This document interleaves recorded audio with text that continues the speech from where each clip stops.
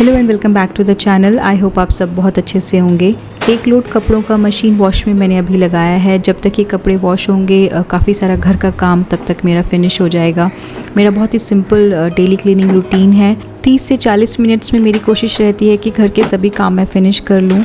Washing machine मैंने इस balcony में रखी है। काफ़ी छोटी सी ये बालकनी है और ओपन एरिया है, जिसकी वजह से यहाँ पर डस्ट डेली ही हो जाती है और ऑलमोस्ट डेली ही मैं ये मशीन टॉप क्लीन करती हूँ, साफ़ करती हूँ डस्ट की वजह से। कपड़े धोने से पहले मॉर्निंग में 10 बजे से पहले वेट और ड्राई गार्बेज बैग दोनों ही घर से बाहर रखने पड़ते हैं, अदरवाइज़ उसके बाद कलेक्ट नहीं किए जाते हैं ये बैग्स। यहाँ का रूल है। गार्बेज बैग्स अभी मैंने बाहर रखे हैं घर से और फ्रेश गार्बेज बैग मैंने डस्टबिन में अभी लगाया है। ये छोटे छोटे क्लीनिंग टास्क भी डेली ही क्लीनिंग रूटीन का पार्ट है। पूरा घर मैनेज करना इतना इजी नहीं होता है, बट कुछ डेली हैबिट्स से घर क्लीन रखना इजी हो जाता है। सबके डिफरेंट तरीके हैं डेली हाउस होल्ड चोर्स को मैनेज करने के। मैं जब घर का काम करती हूँ तो मुझे म्यूज़िक सुनना पसंद है, मुझे काम करना अच्छा लगता है गाने सुनते हुए। सभी साफ़ बर्तनों को मैंने उनकी जगह पे रख दिया है और इस दिन मुझे किचन काउंटर टॉप को डीप क्लीन करना था। कुछ बेसिक एवरीडे कुकिंग एसेंशियल्स जो डेली ही कुकिंग में काम आते हैं वो मैंने काउंटर टॉप पे ही रखे हैं और इन कंटेनर्स और ऑर्गेनाइजर्स को मुझे इस दिन अच्छे से साफ़ करना था। 4 से 5 दिनों में मैं किचन काउंटर टॉप बहुत अच्छे से डीप क्लीन करती हूँ। बट किचन काउंटर टॉप को डीप क्लीन करने से पहले मैंने घर के कुछ और स्पेसेस को साफ़ किया है।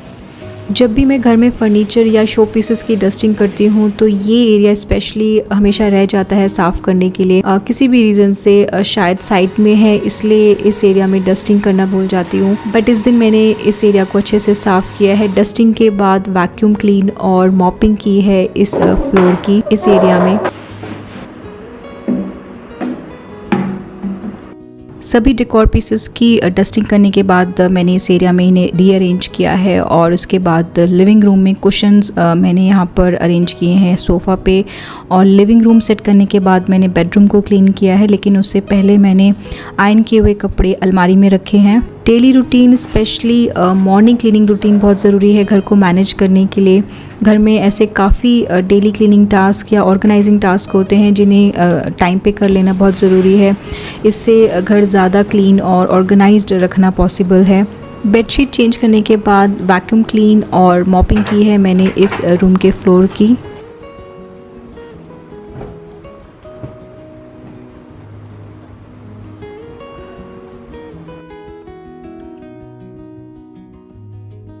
फ्लोर साफ़ करने से पहले मैंने वैक्यूम क्लीन किया है इस रग को। जब भी मैं डेली क्लीनिंग स्टार्ट करती हूँ मॉर्निंग में तो मुझे पता होता है कि क्या क्या क्लीन करना है, बट मेरे साथ हमेशा ही ऐसा होता है कि एक्स्ट्रा ही क्लीनिंग वर्क हो जाता है मेरे से। मुझे जब भी उस मोमेंट पे लगता है कि ये चीज़ या ये घर का एरिया ज़्यादा डस्टी है तो मैं उसे भी क्लीन कर लेती हूँ। मेरा क्लीनिंग रूटीन बहुत ही सिंपल और फ्लेक्सिबल है। मैंने इस दिन किचन काउंटर टॉप को डीप क्लीन करना था जो जैसा मैंने प्लान किया था और मैंने वो किया भी बाद में। बट उससे पहले मैंने इस बेडरूम को अच्छे से क्लीन किया है, इस रूम की डस्टिंग की है, बेडशीट चेंज की है और इस रूम के फ्लोर को भी मैंने वैक्यूम क्लीन करके मॉप किया है।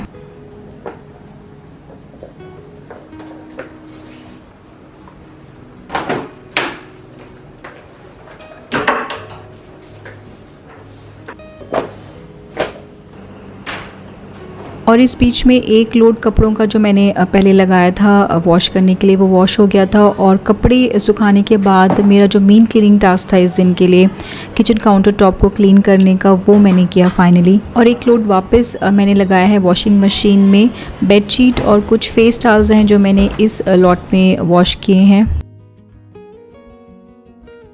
मामा अर्थ curd smoothening shampoo and conditioner for smooth and shiny hair, जिसमें मेन इंग्रेडिएंट्स हैं कर्ड और कैराटीन। कर्ड एक नेचुरल कंडीशनर और मॉइस्चराइजर है जो बालों को सॉफ्ट, स्मूथ और शाइनी बनाता है। कैराटीन बालों से फ्रीजीनेस और डलनेस रिड्यूस करके बालों की क्वालिटी इंप्रूव करता है, बालों को और भी स्मूथ बनाता है। फॉर बेस्ट रिजल्ट्स, शैम्पू करने के बाद बालों पे कंडीशनर अप्लाई करना बहुत जरूरी है। कंडीशनर बालों को डीपली कंडीशन करके नरिश करता है, बालों को ज्यादा स्मूथ और शाइनियर बनाता है। कर्ड शैम्पू और कंडीशनर के रेगुलर यूज़ से बालों में डैंड्रफ और फ्रीजीनेस कम हो जाता है, जिससे बाल ज़्यादा स्मूथ, सॉफ्ट और मैनेजेबल हो जाते हैं। मेड सेफ सर्टिफाइड हैं ये दोनों प्रोडक्ट्स, यानी कि कोई भी केमिकल यूज़ नहीं किया गया है इन्हें बनाने में। मामाअर्थ एक प्लास्टिक पॉजिटिव और इंडियन ब्रांड है। ये हमारे हर एक ऑर्डर को लिंक कर देते हैं एक ट्री के साथ जो ये प्लांट करते हैं। मामाअर्थ का एम है 1 मिलियन ट्रीज को प्लांट करने का 2025 तक। मामाअर्थ के सभी प्रोडक्ट्स अवेलेबल हैं Amazon, Nykaa, Flipkart, purple, Mamaearth के ऑफिशियल ऐप और वेबसाइट पर भी। मामाअर्थ के ऑफलाइन स्टोर्स पे भी ये सभी प्रोडक्ट्स अवेलेबल हैं। अगर मामाअर्थ का कोई भी स्टोर आपके नियर बाय है तो आप मुझे कमेंट कर सकते हैं। इन दोनों ही प्रोडक्ट्स पे आप पा सकते हैं 20% ऑफ मेरे कूपन कोड होममेकर 2023 को यूज करके। प्रोडक्ट लिंक्स मैं प्रोवाइड कर दूंगी वीडियो के डिस्क्रिप्शन बॉक्स में, आप वहां पर चेक कर सकते हैं। किचन काउंटर टॉप को क्लीन करने से पहले काउंटर टॉप मैंने पूरा खाली किया है, कुछ कंटेनर्स को साफ़ किया है। स्टील के एक स्टैंड और इस वुडन ट्रे पे मैंने मैक्सिमम सभी कंटेनर्स रखे हैं जो डेली कुकिंग में काम आते हैं, जैसे चाय पत्ती, चीनी, तेल, घी, इलेक्ट्रिक चॉपर, केटल। बेसिकली ये सब डेली यूज़ में आते हैं कुकिंग में। इजी रीच में है तो काफ़ी कुकिंग टाइम भी सेव हो जाता है इससे। और काउंटर टॉप साफ़ करने के बाद मैंने कुछ कंटेनर्स को रिफ़िल भी किया है। वीकली मैं इन सभी को प्रॉपरली साफ़ करती हूँ। डिश वॉशर नहीं है मेरे पास तो इसीलिए तीनों टाइम के बर्तन यहीं पर साफ़ होते हैं इसी सिंक में, और ये एरिया बहुत ही जल्दी गंदा हो जाता है। 2 से 3 दिन में ये एरिया बहुत अच्छे से क्लीन करती हूँ, डीप क्लीन करती हूँ, सैनिटाइज करती हूँ इस एरिया को, सिंक को। मनी प्लांट मैंने इस ग्लास बॉटल में यहाँ पर रखा है जस्ट डेकोर के लिए।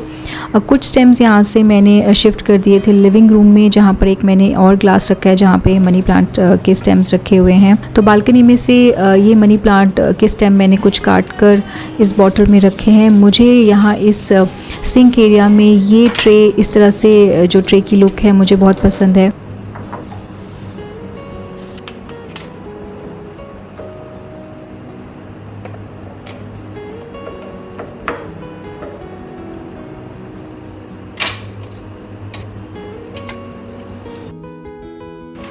काउंटर टॉप को साफ़ किया है मैंने डिश सोप के साथ। स्क्रब करने के बाद क्लीनिंग स्पॉन्ज के साथ वाइप किया है। सेम प्रोसेस मैंने अप्लाई किया है गैस टॉप और बैक स्प्लैश पे भी। पूरा किचन में एक साथ साफ़ नहीं करती हूँ, मेरे लिए पॉसिबल नहीं है एक साथ किचन साफ़ करना, बट किचन क्लीनिंग मैंने पार्ट्स में डिवाइड की हुई है।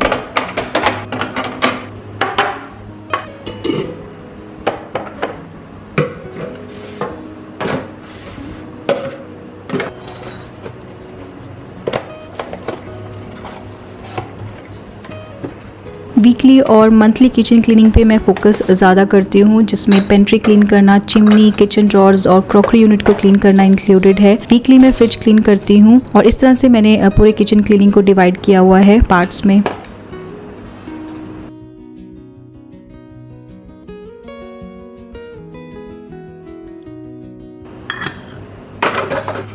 ऑलमोस्ट सभी स्टील और वुडन स्पैचुलास मैंने इस रेड कलर के सेरामिक होल्डर में रखे हैं, और ये होल्डर मैं हमेशा भूल जाती हूँ साफ़ करना जब भी मैं किचन क्लीन करती हूँ। इस होल्डर को साफ़ करना आज मेरी क्लीनिंग लिस्ट में था और आज मैंने इसे याद से साफ़ किया है। किचन पूरे घर में एक ऐसी स्पेस है जहाँ पर बहुत सारे एरिया, स्पेसेस या कॉर्नर्स हैं साफ़ करने के लिए, जो कि एक बार में साफ़ करना पॉसिबल नहीं है। डेली या वीकली भी इन सभी किचन स्पेसेस को साफ़ करें तो किचन को क्लीन और ऑर्गेनाइज्ड रखना पॉसिबल है।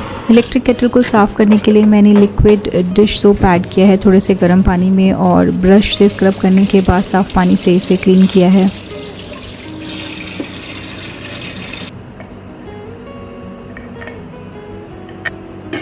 डाइनिंग टेबल को मैंने ऑल पर्पस क्लीनर और माइक्रोफाइबर क्लॉथ के साथ साफ़ किया है। ये मेरा favourite all purpose surface cleaner है। और फाइनली इसके बाद मैं किचन फ्लोर को वैक्यूम क्लीन करके फ्लोर की मॉपिंग करूंगी। डाइनिंग टेबल पर सेंटर पीस मैंने चेंज किया है, इस बर्नी को यहाँ पर रखा है डाइनिंग टेबल पर जस्ट यहाँ की लुक को रिफ्रेश करने के लिए। बैटरी चार्ज करने के बाद बैटरी को फिक्स किया है मैंने इस कॉर्डलेस वैक्यूम क्लीनर में, और इसके बाद फ्लोर की वैक्यूम क्लीनिंग और मॉपिंग मैं करूँगी।